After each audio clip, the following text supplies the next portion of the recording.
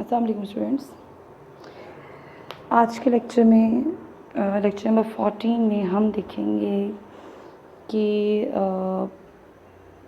Factors कैसे बनाते हैं, प्राइम फैक्टर्स और डिवीजन मेथड। जो क्वेश्चन हमें दिया गया कि use division method to find, मैंने क्वेश्चन शॉर्ट करके लिखा है, एक्चुअली क्वेश्चन है use division method to find the prime factors of these numbers. Hint हमें दिया गया है कि divisibility, use divisibility test rule means कि हमें ये चेक करना है कि डिवाइड हो रहा है या नहीं। ठीक है, द डिवाइड के मेथड से, जो कि हर किसी को बहुत अच्छे तरीके से आते हैं और मेरे ख्याल में बाकी मेथड्स की निस्बत ये मेथड स्टूडेंट्स बहुत जल्दी पिक करते हैं, उन्हें अंडरस्टैंडिंग ज़्यादा जल्दी हो जाती, इंटरेस्टिंग लगते हैं।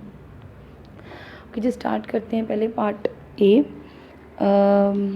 जो कि हमारे पास यहाँ पे ऑलरेडी लिखा है, that is 20 to 30। Part A लिखते हैं 230। पहले ये सॉल्व कर लें। ओके जी, सॉल्व करना है जो भी पार्ट आपने शुरू करनी है। मैंने 2 क्वेश्चन यहाँ पे लिखे हैं। हमने जब भी स्टार्ट करना है, आपने फॉर लेट्स सपोज कि ये आपकी मार्जिन कॉपी है। ठीक है, लेट्स सपोज ये भी कॉपी है। ठीक है, इस शेप में मार्जिन लाइन लगी होती है। ठीक है, यहाँ पे आप हाईलाइट करते हैं इनका। आपने सॉल्यूशन लिखा, ठीक है, उसके बाद थोड़ा सा गैप देके देन आपने जस्ट ये लाइन ड्रॉ करनी है। और ये जो मैं लाइन अभी ब्लू से ड्रॉ करूँगी ना, ये वाली, ये आप मैं ड्रॉ नहीं करनी। ये मैं सिर्फ इसलिए कर रही हूँ कि मेरे पास यहाँ पे लाइन नहीं लगी हुई। ठीक है, आप लोगों ने सिर्फ एक लाइन ड्रॉ करनी है। अगर आपने करनी भी है तो पेंसिल से ड्रॉ करनी है और बाद में उनको ना रेज, जैसे फॉर एग्जांपल मैं टेढ़ी लाइन ड्रॉ कर रही हूँ, देखिए कुछ बड़ी हैं कुछ छोटी, इसको मैं आपको सेट करना ही बताऊँगी। ठीक है, आपने जस्ट एक लाइन ड्रॉ करनी, ये वाली ड्रॉ नहीं करनी। अगर करनी भी है तो पेंसिल से करनी। जैसे फॉर एग्जांपल आपने पेंसिल से ये लाइन ड्रॉ कर दी, इसके बाद आपने करना है कि आपको बताऊंगी। अब आपने ये करना है, जो क्वेश्चन दिया गया उसको आपने राइट साइड पे लिखा। ओके, क्वेश्चन लिखा गया। ठीक, अब हमारे पास नॉर्मली डिवीजन के, जितना आपको नज़र आ रहा है कि ये लिखा है डिवीजन, डिवीजन का मतलब डिवाइड करना, हमने यहाँ पे डिवाइड ही करना है। लेकिन एक चीज़ ये है कि यहाँ पे जब हमने डिवाइड करना है, हमारे पास डिवाइज़र की वैल्यू दी नहीं जाती। क्या होता है ना कि समटाइम आपको कहते हैं इसको 5 से डिवाइड करें, इसको थ्रू 7 8 9, इसको 10 से डिवाइड करें, 1 से डिवाइड करें, 5 से डिवाइड करें, तो वो कहा जाता है कि आपको इससे डिवाइड करना है, डिवाइज़र फॉर्म दी जाती है। बट यहाँ पर आपको कोई वैल्यू दी नहीं जाती। आपने प्राइम फैक्टराइजेशन करनी, प्राइम नंबर्स फाइंड आउट करें। प्राइम नंबर वो नंबर जो अपने ही टेबल पे आते हैं, जस्ट लाइक 2 3 5 7 11 13 17 अप टू 100 चलते जा रहे हैं। ये जितनी काउंटिंग है उतने ही नंबर चलते हैं। ये वो नंबर्स हैं जो आप कभी नहीं पढ़ेंगे इसके अलावा कहीं। जैसे लाइक 13 है तो 13 1 ज़ा 13, इसके अलावा कहीं आप ये वर्ड नहीं पढ़, ये डिजिट नहीं पढ़ सकते, यहीं पे पढ़ेंगे। तो इसके इन जो नंबर जिनका या तो 1 पे डिवाइड हो या अपने नंबर पे डिवाइड हो, उन्हें कहते हैं प्राइम नंबर। ठीक है, हमने जो यहाँ पे लिखना है ना आंसर, वो हमने कोशिश करनी है प्राइम में लिखना। समटाइम ऐसे होता है जैसे कि कुछ लोग 9 को भी प्राइम नंबर समझते हैं, but 9 is not a prime number because 3 × 3 is equal to 9। उसके अलावा 9 1 ज़ा 9, किसी भी वैल्यू के 1 और 9 के अलावा कोई एक भी फैक्टर हो तो वो प्राइम नहीं होता, वो कंपोजिट था। सो 9 is not a prime number. तो हम क्या करते हैं, अक्सर बच्चे ऐसा करते हैं कि यहाँ पे प्राइम नंबर्स की बजाय कंपोजिट, ये कंपोजिट फॉर्म है ना जिसके 1 से 2 से ज़्यादा फैक्टर्स हो, तो कंपोजिट नंबर्स यहाँ लिख देते हैं, जो कि पॉसिबल नहीं है। आंसर आ जाता है, ये नहीं कि आंसर नहीं आता, आंसर आ जाता। अगर वो 3 दफ़ा फॉर एग्जाम्पल 2 टाइम 3 से डिवाइड हो रहा है, फिर 3 से डिवाइड हो रहा है, तो हम उसे इकट्ठा करके 9 से डिवाइड कर सकते हैं। बट जब हमने आगे फैक्टर्स बनाने हैं तो हमने उसमें कॉमन निकालने हैं। अब अगर मैं एक जगह 2 वैल्यूज़ है, की है कि वैल्यू, यहाँ पे मैं लिख रही हूँ 3 × 3, नीचे लिख रही हूँ 9, तो आप मुझे बताएं इन दोनों के फैक्टर्स में कैसे निकालूँ। ये तो दोनों अलग अलग हुए, देखने में तो अलग है। वो कहने की बात है कि 3 × 3 होता है, बट ये दोनों देखने में तो अलग है, एक 9 है, 3 × 3 है। तो आपने कोशिश करनी है कि ये वाली फॉर्म यहाँ पर लिखें। ठीक है, ये आपने याद रखना है कि जब डिविजिबिलिटी मेथड से या डिवीजन के मेथड से हम फैक्टर्स निकालते हैं तो हम इसकी लेफ़्ट साइड पे हमेशा प्राइम नंबर लिखते हैं। जैसे कि हमें ट्री मेथड किया तो उसमें भी आपको बताया था कि लेफ़्ट पे हमेशा प्राइम नंबर ही लिखे जाते हैं और राइट पे हमेशा कंपोजिट फॉर्म लिखी जाती है। तो इनको भी आप ऐसे समझें, ठीक है, कि लेफ्ट पे इसके भी प्राइम नंबर आते हैं। ओके जी, स्टार्ट करते हैं। तो एज वी नो कि अब जब डिवीजन स्टार्ट करनी तो हमें देखना कि ये इवन है ऑड है क्या है, उसके अकॉर्डिंग स्टार्ट करें। इसके लास्ट में 0 है तो ये 2 पे भी डिवाइड होता है, 5 पे भी डिवाइड होता है, 10 पे भी डिवाइड होता है। बट 2, 5, 10 ये हमारी तरफ से रिजेक्ट है। बेशक 10 की वैल्यू 2, 5 से 10 ही आती है, बट 10 हमारी तरफ से यहाँ पे लिखने से रिजेक्ट है। ये नहीं हमने लिखना, हमने 2 लिखना है, ये 5 लिखना है, ठीक है। ये रोल्स के अकॉर्डिंग जो ये इस मेथड में है। अब एक और रूल तो नहीं होता, खैर ये हम खुद अपने आसानी के लिए करते हैं कि हम छोटी वैल्यू से स्टार्ट करते हैं, ठीक है। तो हम छोटी से स्टार्ट करेंगे, डैट इज़ 2। मैंने लिख लिया, अच्छा 2 1 ज़ा 2, थोड़ा लाइट है, एक्स से लिख लेते हैं। 2 1 ज़ा 2, अगेन 2 1 ज़ा 2। अब 3 में से 2 निकालें तो 1 रिमाइंडर आता है, 1 आगे चला गया, क्या हो गया 10। तो 2 5 ज़ा 10, ठीक हो गया।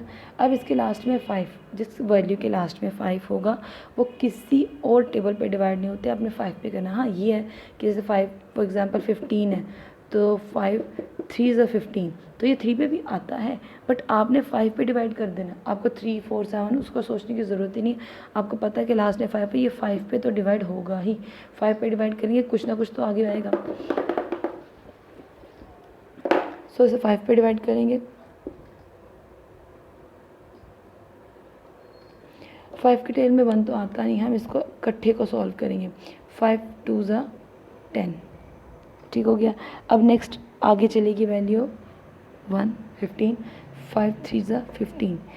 हमें पता है कि 23 इज़ अ प्राइम नंबर, सो ये 23 किसी टेबल पे नहीं आता, 23 जस्ट 23 पे ही आता है, फिनिश, ठीक है। आप लोगों ने ऐसे ही मतलब लाइन ड्रॉ करनी है।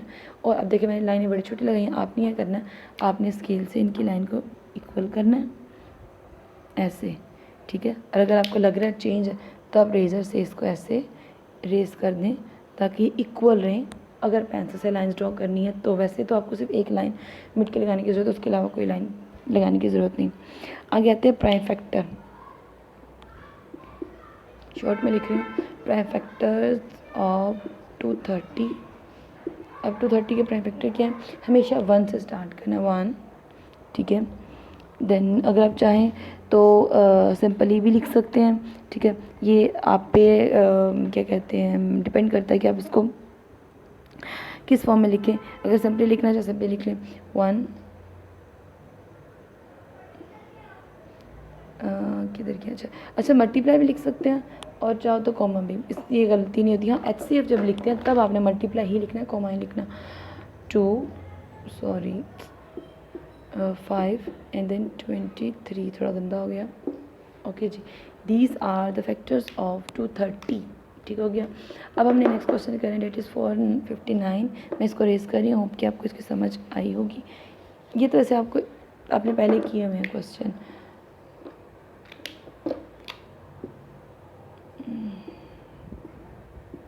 ओके जी, 59। अच्छा अब आप देख रहे हैं कि इसके लास्ट में क्या लिखा है, 9। अब 9 किस टेबल पे आता है, 9 9 के टेबल पे आता है, 9 3 के टेबल पे आता है, 9 7 के टेबल पे आता है। 7 पे कैसे आता है, 7 7 ज़ा 49, ठीक है। 9 1 ज़ा 9, 3 3 ज़ा 9। ये आपने ऐसे टेबल्स याद रखनी, इसका अगर आप गौर करें तो ये सारी वैल्यूज़ क्या है, प्राइम है। तो प्राइम नंबर मीन्स 1 जो अपने टेबल पे आते हैं, या अपने अलावा आप इसमें एक दूसरे का देखिए, ये भी प्राइम है, ये भी प्राइम है, ये वैसे प्राइम नहीं है। ओके जी, अब हम देखेंगे स्टार्ट किससे करते हैं, 1 से तो मैं डिवाइड नहीं करूँगी, पहले मैं 3 से करूँगी, कि 3 से नहीं होता तो मैं 7 से करूँगी, ठीक। पहले मैं 3 से स्टार्ट करती हूँ, अगर 3 से नहीं होगा तो मैं 7 पे जाऊँगी।